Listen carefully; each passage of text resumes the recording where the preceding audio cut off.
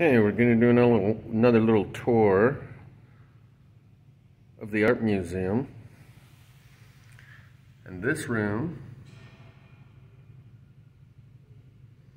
prominently features some things that have to do with death, dying, and bereavement. So we'll come back to this one.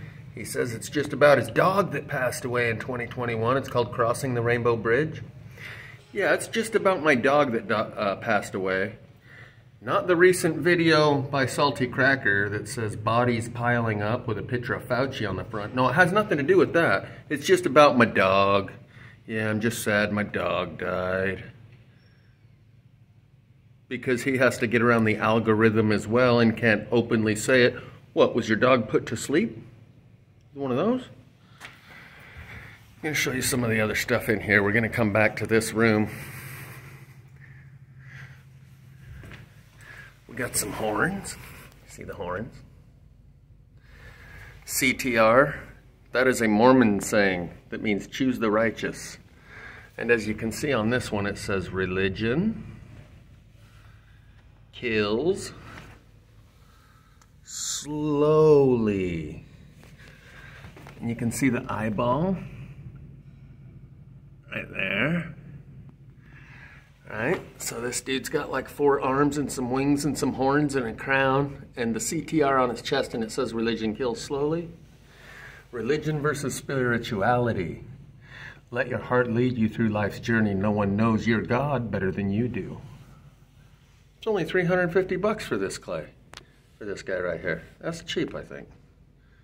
If I had a place to keep it right now, I'd probably get it. There's a bunch of other stuff I'm going to show you in here too. Like, we're going to come back and check out this one. See a snake in there and some other twiggy stuff. We got a scarab beetle right here. All right. But first, I just want to recap something I forgot to mention in the last art museum video. Just for another sampler of the gravy before we come back and indulge. This one's called The Tree of Life and Death, and it's about Adam and Eve. Yeah, they got some pretty cool, and it's made out of paper, by the way. That's paper cut into the image that's here. This is embroidery. So they embroidered this one, and this reminds me a lot of Jay Dreamer's Tree of Life, and in here they call it the Great Tree.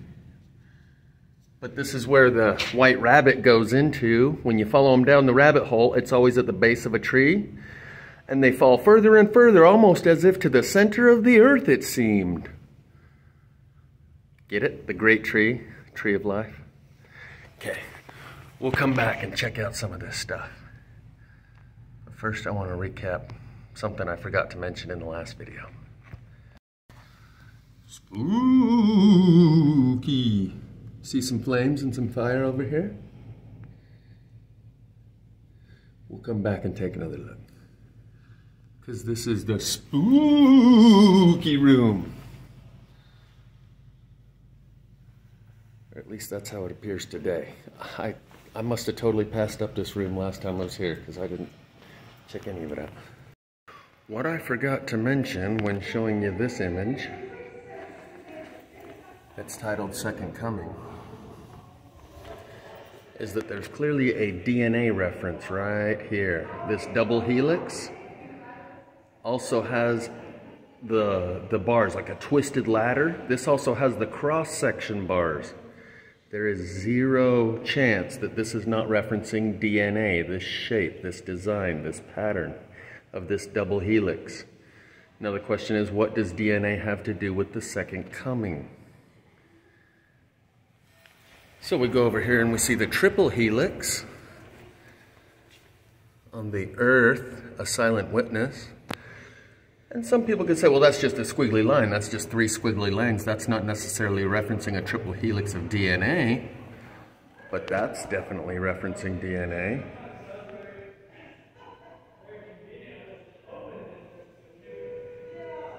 And I forgot to mention, when I was covering this and showing you the triple helix here, This looks like the magnetic field protecting the Earth. You notice the Earth, there's flames all around outside the magnetic field. But inside the Vesica Pisces, you could consider these magnetic flux lines. And that's the Earth inside. So it's like these flux lines, or the magnetic field, is protecting the Earth inside from the fire, which directly relates to plasma fires, what I've been documenting, how the trees are burning from the inside out all around us, and how houses burn to the ground, leaving the trees standing all around them. And cars burn, melting the rims and the glass, and the door handles, and the engine block, because the microwave energy is drawn toward the densest part of the engine block, etc. That's this fire right here. That's the Great Purifier. That's the magnetic field. And this is a triple helix. And I forgot to mention that the Mormon temple has a triple helix etched into the glass in the Harriman temple when my girlfriend and I went to check it out before it was dedicated and off limits to the public when the average public could go in and check it out. They have a triple helix etched into the glass of a quote, quote, apple tree that goes all the way up 3 floors. And before we'd gotten there, my girlfriend said, apparently there's this beautiful apple tree inside. And I was like, what, an apple tree growing inside the building? She said, I guess it's all the buzz at church and everyone's talking about how awesome it is and I want to go check it out before they dedicate the temple. I guess we'll see when we get there what this apple tree is. And when we got there, the apple tree is etched into the glass of the windows that are looking out of the building. And that apple tree has vines. And by the way, an apple tree doesn't actually have vines, so it's all symbolic. And those vines are in a triple helix. In the description of the last video, I left a link to the ceremony where the Queen of England pressed a ball and lit up a triple helix just like this that leads to a tree, the tree of life, the triple helix. The Queen set it off.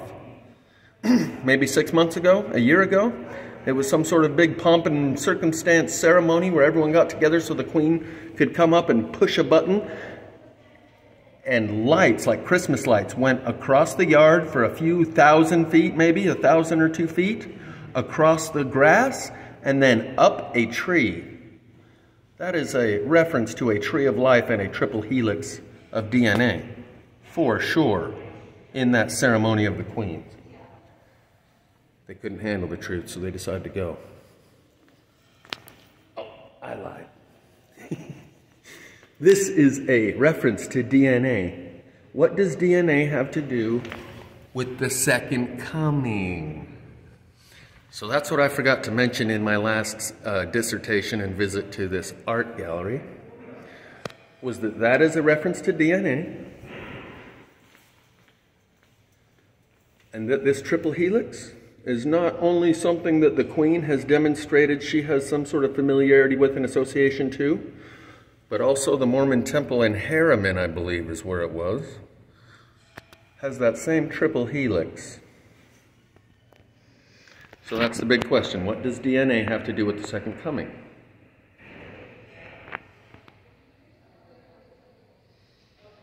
Okay, back to the spooky room. These are featured prominently in this piece of artwork. Sure, you can say his dog's head is a little bit more center and more of a prominent feature of the artwork.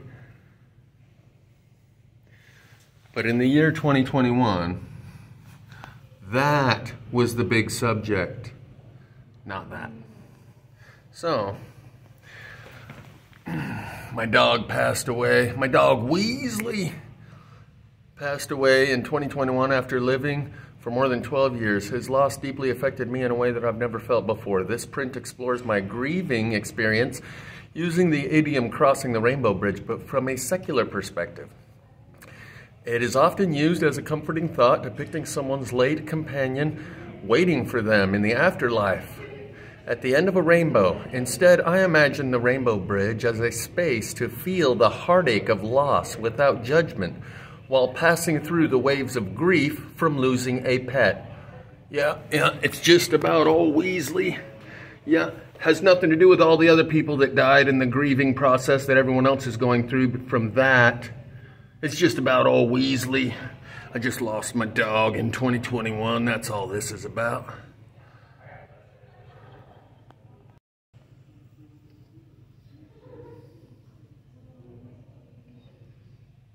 Then dust.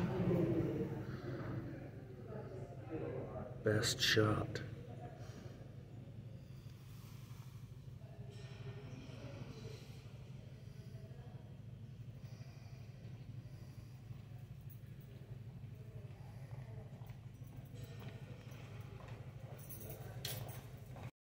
So this one's got some horned god action, which is rarely a topic that's covered by anyone, even artists.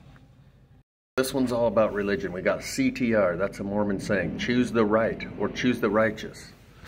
We got the Star of David here. We got the sign for Islam here with the crescent and the moon. And it says, you can read in the mirror back there, religion kills slowly. And these appear to be flames. We got the serpent that's wrapping around the back here. And we'll turn it around just to look at the back because it's got a lot of stuff going on back there. But in which of these religions, Mormonism, Judaism, Islam, are these horned gods featured? Where do these feed into the story? Whoever talks about them. This could be a seraphim, 6 wings. 2 are depicted as arms, and there's the wings. 2 are depicted as arms, and there's the wings. Which reminds me, we got to do another recap from the last art studio, art museum visit. This is what we got to recap. Because there's 2 things we're going to recap here. You see this? This angel has 6 wings. 2 of them are hugging this red ball, and then there's 2 here and 2 there, so 6 wings total. Seraphim are angels in the Bible, described as having 6 wings. Seraphim means burning ones. Seraph means to burn. There are also the jinn in Islam that are made out of smokeless fire, and Samvardhaka fire from Hinduism, a fire that burns all that displeases Indra. So that's the 3 major religions, Islam, Christianity, and Hinduism, that I've just named you. Electricity or fire that is conscious, living, sentient, has a level of morality and destroys all which displeases Indra in Samvardhaka fire. Seraphim, the burning ones. Jinn or genie, and we say, oh, those are demons, they're evil. They're from the religion of Islam, and they are made out of smokeless fire. The first woman to ever vote in Utah was named Sarah Young, S-E-R-A-P-H, Sarah Young. Spelled the same as seraphim. And by the way, I figured out who the crowning of Sarah Mode, found out who that is. That's the first woman to ever receive the first black woman to ever receive the complete temple ordinances of Mormonism. And that's why we got the bees, which are the symbolism of Mormonism. And that's what this is a reference to, Sarah Mode. First black woman to ever receive the complete temple ordinances of Mormonism. Back in the 1800s, early 1800s. So the 6 arms, 2 arms and a pair of wings, 2 arms and a pair of wings, totaling 6, may represent a seraphim because seraphim have 6 wings.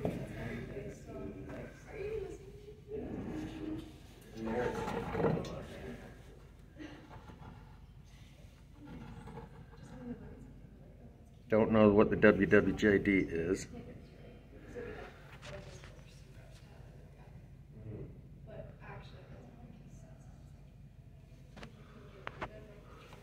But we got a blindfolded sheep here. I'm not sure what the reference is there. The golden blindfold. Maybe it's just representing religion in general.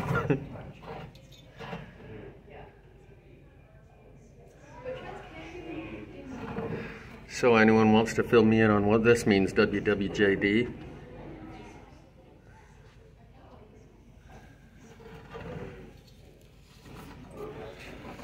I don't want to have to pay the $350 if I break it, because it says don't touch.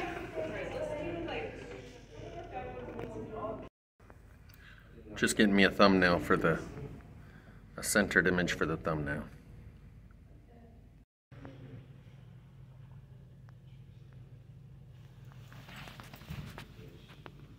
The story of Adam and Eve's expulsion from Eden is an analogy for the state of our earth. We will soon be cast out of it if we continue to abuse it and not protect our natural resources, but this time we won't have anywhere to go except the stars.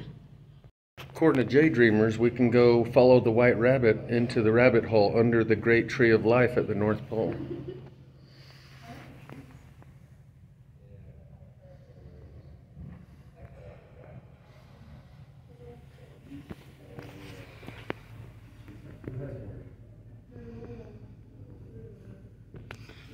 When everything's ablaze.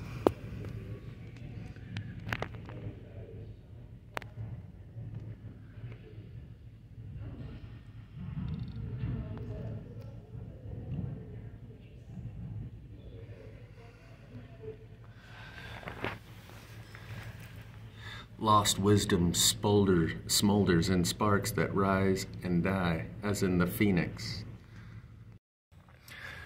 So on these I won't even try to pretend to be able to interpret some of the symbolism.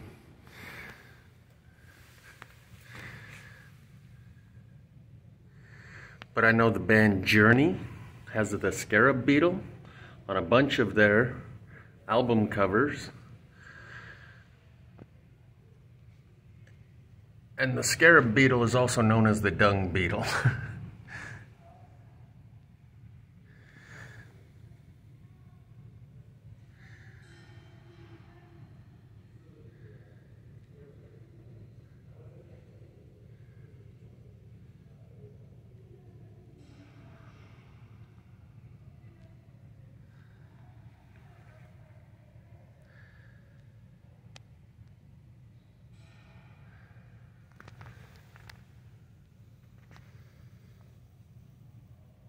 So this one says,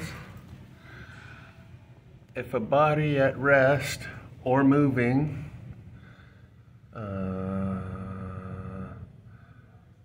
at constant speed in a straight line, it will remain at rest or keep moving in a straight line. That's one of those scientific principles, and apparently that's the atom. But we will read about this one, called Minerva.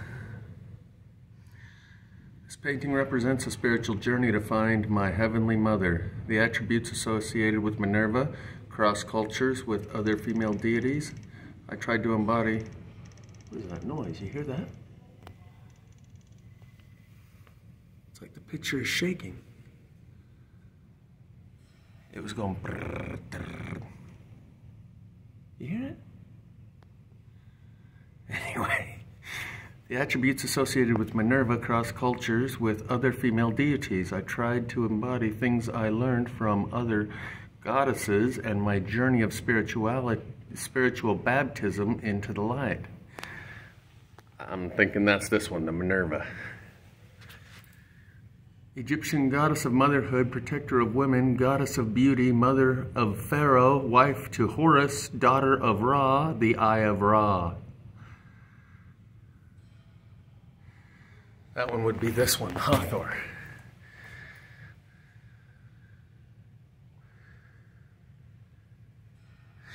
And we got some one-eye symbolism going on over here, but I don't really know how to interpret or depict it any further than that.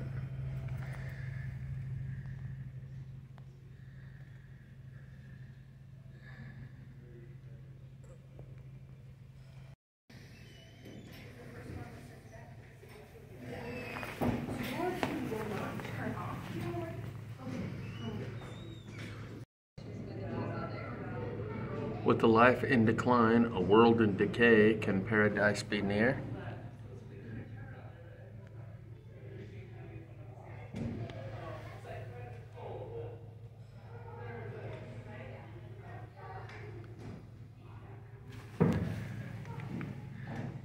Have another little bit of my heart now, baby.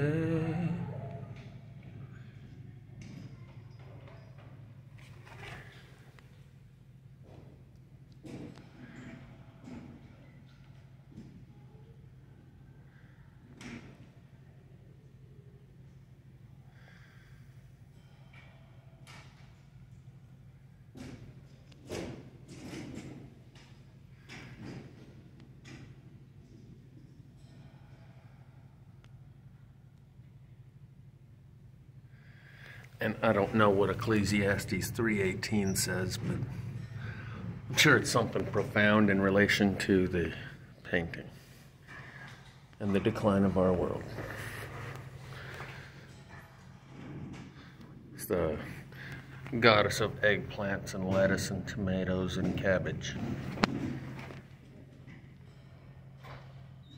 And zucchinis and radishes.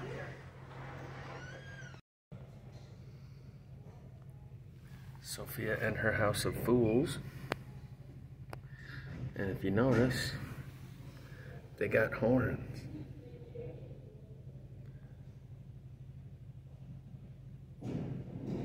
More horns.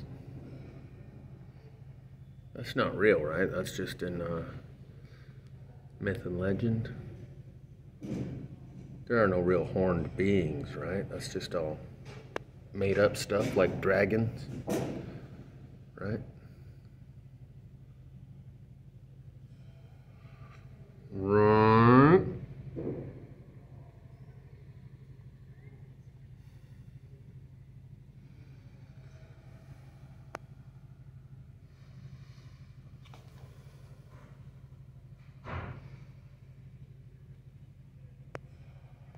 Right.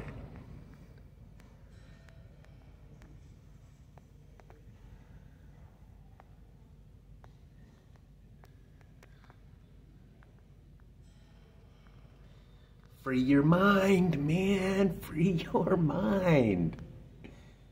From this religion and that religion and any and all religions. Because no one knows your God better than you do. Maybe this is actually the simulacrum, the simulation, the matrix. When people do DMT, ayahuasca, and they encounter the machine elves,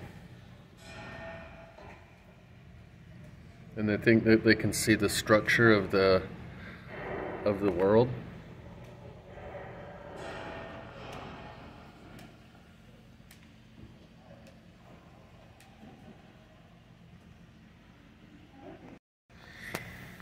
And he saw the stars, that they were very great.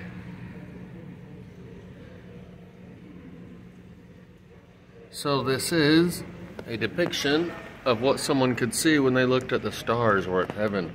Looks a lot more mechanical than organic. Looks a lot more electronic